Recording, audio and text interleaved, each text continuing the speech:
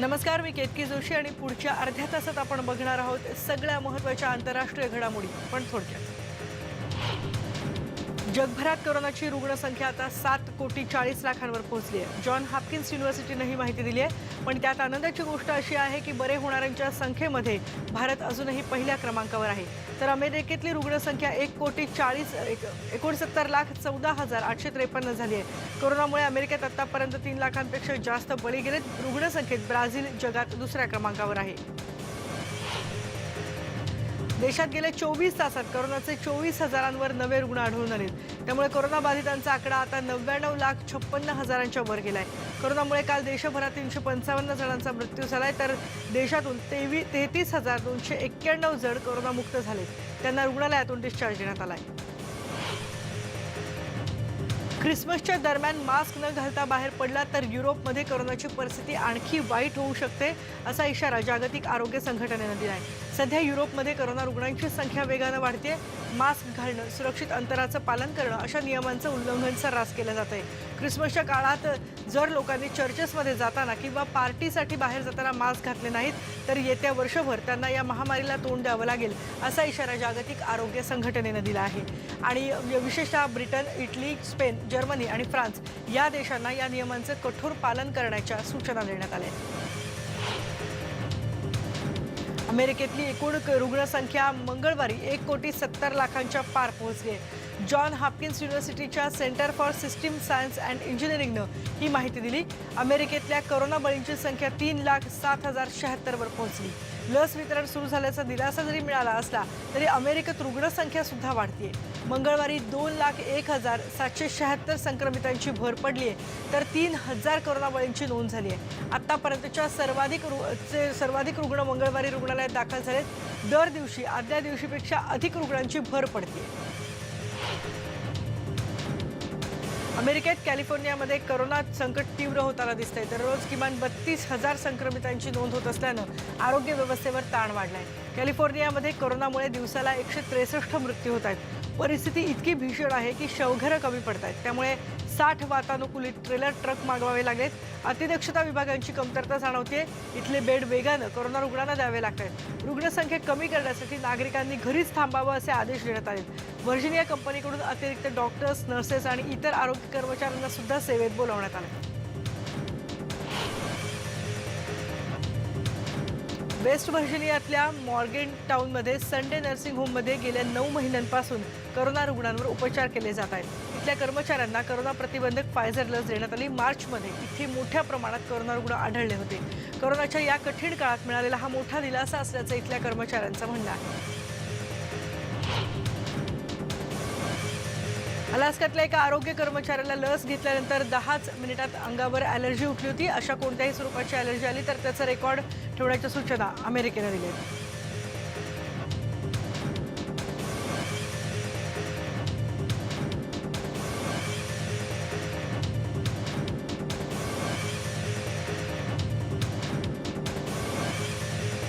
ब्रिटनमध्येही अशाच केसेस आढळल्या होत्या. त्यामुळे लस घेतल्यानंतर काही लक्षणं दिसली तर त्यांना तात्काळ उपचार मिळणं शक्य होऊ शकेल. या आरोग्य कर्मचाऱ्याला पूर्ण बरं वाटेपर्यंत उपचार देण्यात आले.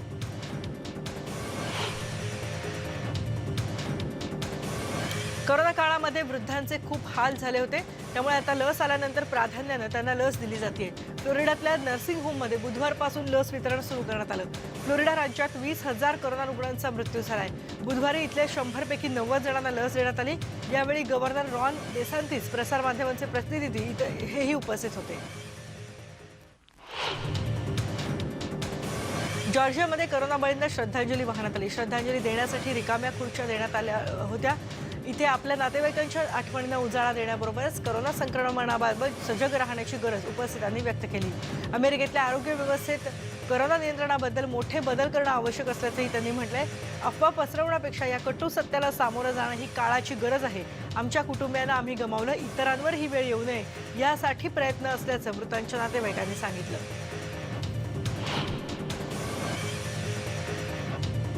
नॉर्थ कॅरोलिनामधल्या Fort Bragg Womack army medical सेंटरमध्ये लस वितरण सुरू आहे. मंगळवारी इथल्या आरोग्य कर्मचाऱ्यांना लस देण्यात आली. 1994 पासून सेवेत असणाऱ्या रोनी पॉल यांना सुरुवातीला लस देण्यात आली.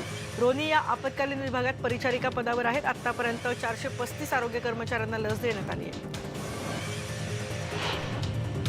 ख्रिसमस जवळ आहे आणि या निमित्तानं येशू ख्रिस्ताच्या जन्माचा देखावा तयार केला जातो. माद्रिदमधल्या एका चर्चमध्ये या देखाव्यात करोना योद्ध्यांना अभिवादन करण्यात आलं. छोट्या बाहुल्यांना पोलीस, डॉक्टर, स्वच्छता कर्मचारी, विमान कर्मचाऱ्यांचे वेश परिधान करायला सांगण्यात आले.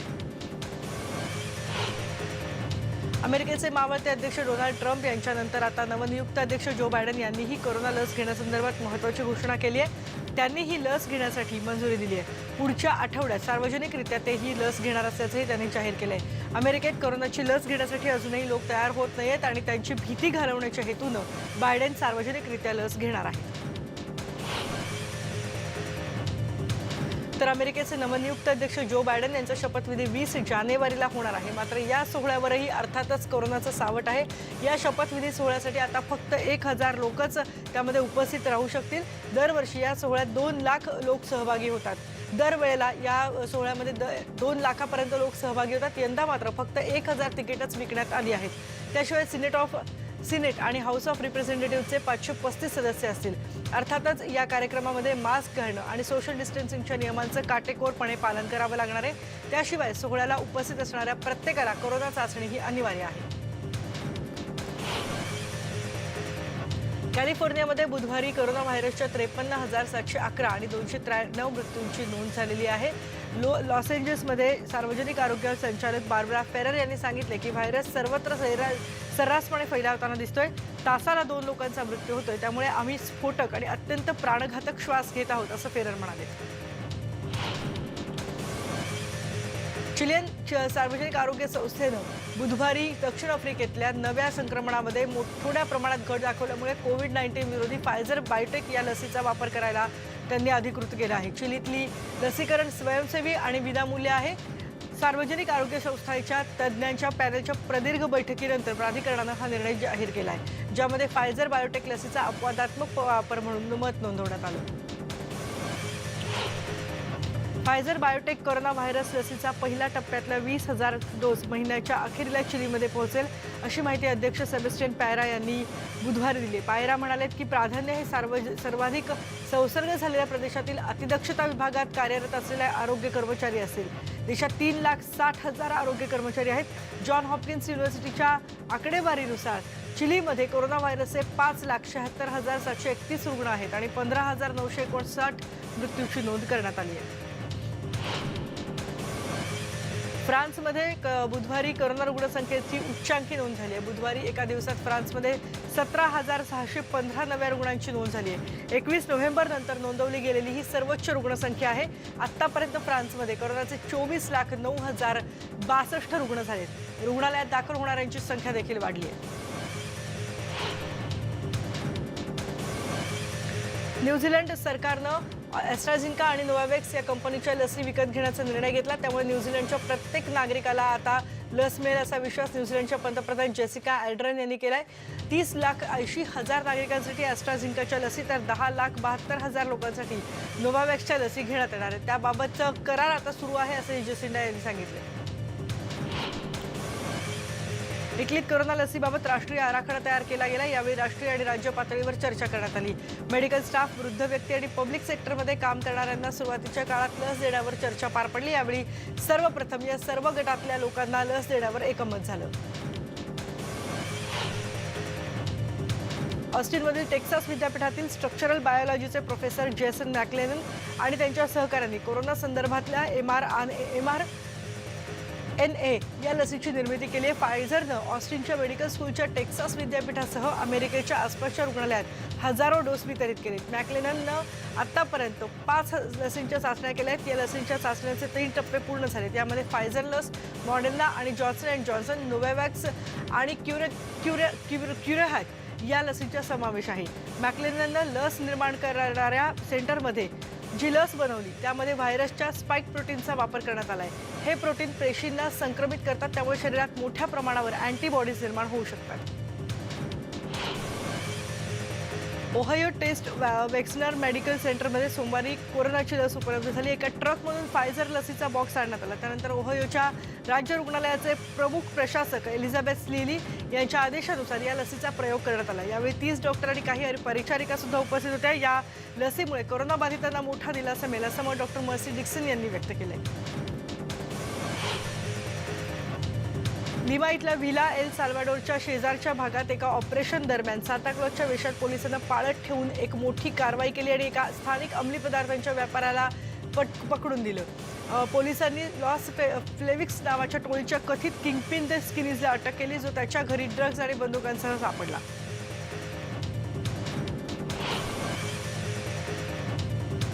फिजीमध्ये समुद्र किनाऱ्याजवळ राहणाऱ्यांना धोक्याचा इशारा देण्यात आलेला आहे. हे फिजीच्या दिशेनं यासा हे चक्रीवादळ धडकण्याचा धोका आहे.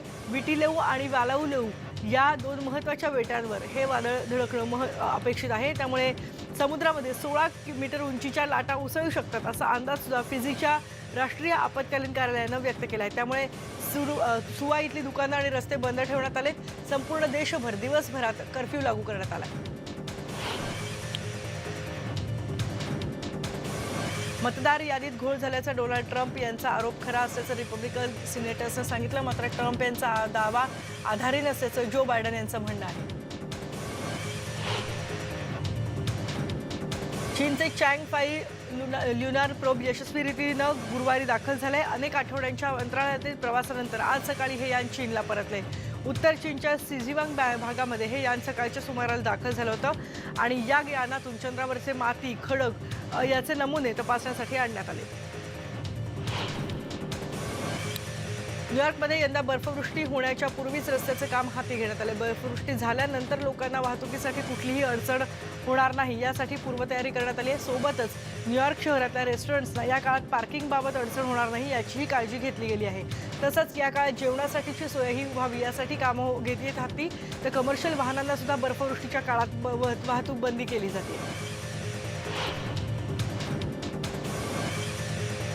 लिबियातल्या रेड क्रिसेंटच्या बचाव पथकांनी बुधवारी 4 लहान मुलांचे मृतदेह बाहेर काढले. निर्वासितांना घेऊन जाणारी बोट उलटल्यानं हा अपघात झाला होता. या बोटीतून 30 जण प्रवास करत होते. 5 ते 10 वर्षांच्या 4 मुलांचा यात समावेश आहे. ही मुलं कोणत्या देशातली आहेत याविषयीची माहिती कळू शकली नाही. आणखीही काही बेपत्ता नागरिकांचा शोध घेतला जातो. गिनियाचे राष्ट्राध्यक्ष अल्फा कोंडे यांनी मंगळवारी तिसऱ्यांदा शपथ घेतली. गिनियावासींची सेवा करणं, भ्रष्टाचाराला आळा घालणं याविषयी आपली पावलं उचलताना सरकार चालवण्याचा एक आदर्श घालून देऊ असं आश्वासन त्याने दिलं. विभाजनाचा दुखरा भूतकाळ विसरा आणि एकतेच्या दिशेनं वाटचाल करूया असं गिनियावासीयांना आवाहन त्यांनी केलंय. बायडन राष्ट्राध्यक्ष जो बायडन आणि त्याचप्रमाणे पर्यावरण संरक्षण एजन्सीच्या माजी अध्यक्ष जीना मॅकार्थी यांच्यावर हवामान बदलांची गती कमी करण्यासाठी देशांतर्गत मोहिमेचं नियोजन करण्याची जबाबदारी टाकू शकतात. ही मोहीम बायडन यांची सगळ्यात महत्त्वाकांक्षी मोहीम आहे. या मोहिमेशी संबंधित असलेल्या व्यक्तींना त्याचं नाव समोर येणार नाही या अटीवर असोसिएटेड प्रेसशी बोलताना व्यक्त केली आहे. असोसिएटेड प्रेसच्या सूत्रांनुसार जो बायडन अमेरिकेच्या ऊर्जा विभागाचं नेतृत्व करण्यासाठी मिशिगनच्या माजी गव्हर्नर जेनिफर ग्रॅनहोलम यांची निवड करण्याची शक्यता आहे. 61 वर्षांच्या ग्रॅनहोलम यांनी 1999 ते 2003 दरम्यान मिशिगनच्या अटॉर्नी जनरल म्हणून काम केलेलं आहे. दक्षिण आशियातील दर 5 पैकी 2 महिलांना त्यांच्या जोडीदाराकडून त्रास सहन करावा लागतो, हिंसाचार सहन करावा लागतो आणि कोविड-19च्या काळात तर ही परिस्थिती आणखीनच भीषण झाली आहे. वर्ल्ड बँकेनं असं हे स्पष्ट केलं आहे. जगातर्फे जागतिक बँकेचे मालदीव, नेपाळ आणि श्रीलंकेतले संचालक फॅरिस हदाद झेर्बोस यांनी हा अहवाल मांडला आहे. उत्तर कोरियाचे अध्यक्ष किम जोंग इल यांच्या मृत्यूच्या 9व्या स्मृतिदिनानिमित्त श्रद्धांजली वाहिली. यावेळी त्यांनी नियमित बैठकही घेतली. यावेळी उत्तर कोरियन माध्यमांनी संदर्भातला एक फोटोही प्रकाशित केला. दरम्यान यावेळी लोकांनी या ठिकाणी मोठ्या संख्येनं सुट्टीच्या काळात आणि मुख्य दिवसांसाठी अशा मोठ्या दिवसांसाठी सहानुभूती व्यक्त करावी असंही किम म्हणाले. कोलंबियानं बुधवारी आपल्या सॉल्ट कॅथेड्रलच्या उद्घाटनाचा 25वा वर्धापन दिन साजरा केला. जगभरातील कोरोना व्हायरस साथीच्या आजारामुळे प्रसिद्ध कॅथेड्रल गेल्या 5 महिन्यांपासून बंद आहे आणि स्थानिक अधिकाऱ्यांनी त्याच्या वर्धापन दिनानिमित्त त्याचे दरवाजे पुन्हा जनतेसाठी खुले केले. कॅथेड्रलचा पृष्ठभाग 180 मीटर म्हणजेच 590 फूट खोल आहे आणि त्याला सॉल्ट खडकातून कोरण्यात आले.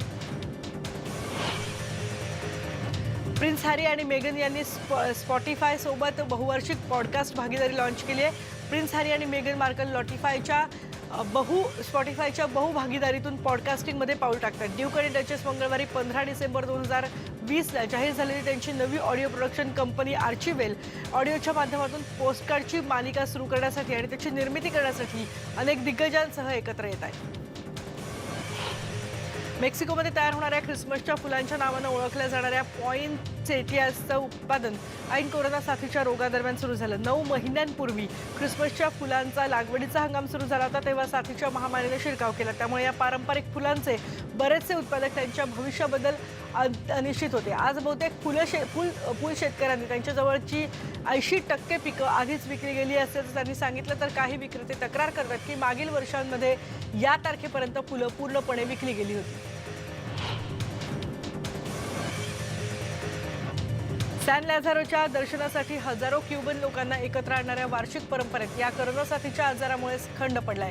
जवळजवळ 9 महिन्यांपासून या बेटाची सीमा बंद करून बेटांवर ओढवलेल्या आर्थिक संकटामुळे पर्यटन क्षेत्र संपुष्टात आलंय आणि त्यात अर्थव्यवस्था आणखी दुबळी होत चालली आहे, कारण अमेरिकन प्रशासनाकडून मोठ्या प्रमाणात निर्बंध घातले गेले।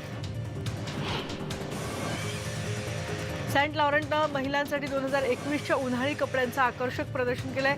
आकर्षक मॉडेलसह हे कपडे लॉन्च करण्यात आले। कोरोना व्हायरस देशभर साथीचा महारोग पसरलेला आहे, पण तरी देखील यंदाचा जागतिक फॅशन वीक बंद ठेवण्यात आला होता। नुकतंच नातली क्युबझेलहेमच्या लघुपटात जागतिक फॅशन वीकच्या सादरीकरणाचं प्रकाशन करण्यात आलं आणि त्यानंतर असं लक्षात आलं की शूटिंगचं ठिकाण अल्जेरियामध्ये होतं, तिथं काही भागांमध्ये येवेस सेंट लॉरेंट मोठा झाला होता।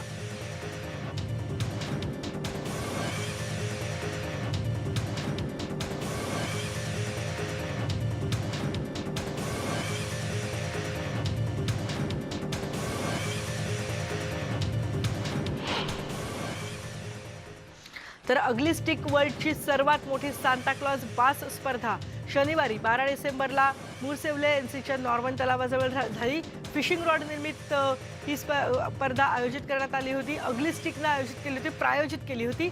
वन डे बास फिशिंग टुर्नामेंटमध्ये जवळपास 300 अँगलर होते। रिओ दी जानेरो इथे सोमवारी दररोजच्या माशांना अन्न देणाऱ्या सत्रात सांता क्लॉजही सहभागी झाला होता। ॲक्वा रिओ मरीन मत्स्यालयात सांता शार्कसह पोहोचला। मत्स्यालयाच्या कर्मचाऱ्यांनी 3.5 दशलक्ष सागरी पाण्याच्या टाकीतील शार्क आणि इतर माशांना भोजन दिलं। दरम्यान सांता क्लॉज, मिसेस क्लॉज आणि ख्रिसमसच्या 2 नोब्स तिथे उपस्थित होत्या।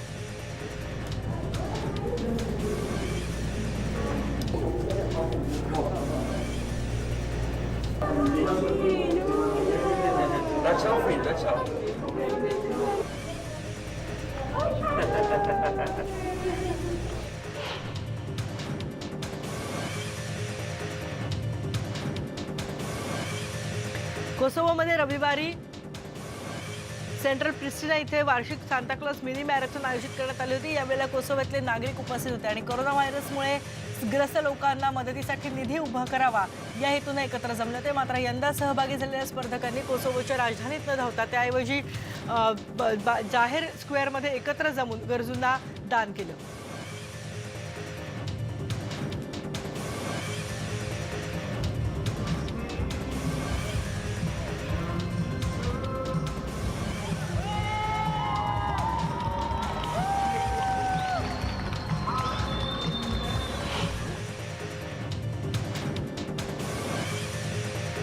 आणि यानंतर अगदी एक वेगळी बातमी आहे। अमेरिकेचे माजी अध्यक्ष बराक ओबामा यांच्या आत्मचरित्रानं विक्रम रचलाय। प्रकाशनाच्या एका महिन्याच्या आत अमेरिका आणि कॅनडामध्ये या आत्मचरित्राच्या 33 लाख प्रती विकल्या गेल्यात। माजी अध्यक्षांच्या आत्मचरित्राच्या दृष्टीनं हा मोठा विक्रम आहे। अ प्रॉमिस्ड लँड असं या आत्मचरित्राचं नाव आहे। ओबामांचं बालपण ते अध्यक्षपदाची पहिली टर्म इतका कालखंड यामध्ये कव्हर केला गेलाय। अध्यक्षपदाची दुसरी टर्म ते 2020ची अमेरिकन निवडणूक हा दुसरा खंडही आता प्रकाशित होणार आहे, पण त्याची तारीख अजून जाहीर झालेली नाही। पंतप्रधान नरेंद्र मोदी आणि शेख हसीना यांच्यात आज ऑनलाईन परिषद पार पडली। व्हिडिओ कॉन्फरन्सिंगद्वारे संयुक्तरित्या बंगबंधू बापू डिजिटल एक्झिबिशन आणि शेख मुजीबुर रहमान यांच्यावर एक पोस्टर काढण्यात आलं। पोस्टल तिकिटाचं अनावरण करण्यात आलं। दोन्ही देशांमधील संपर्क वाढवण्यावर यात भर देण्यात आला। या ऑनलाईन परिषदेत भारत आणि बांगलादेशनं 55 वर्षांनंतर सीमापार रेल्वे पूर्ववत झाल्याबद्दल समाधान व्यक्त केले।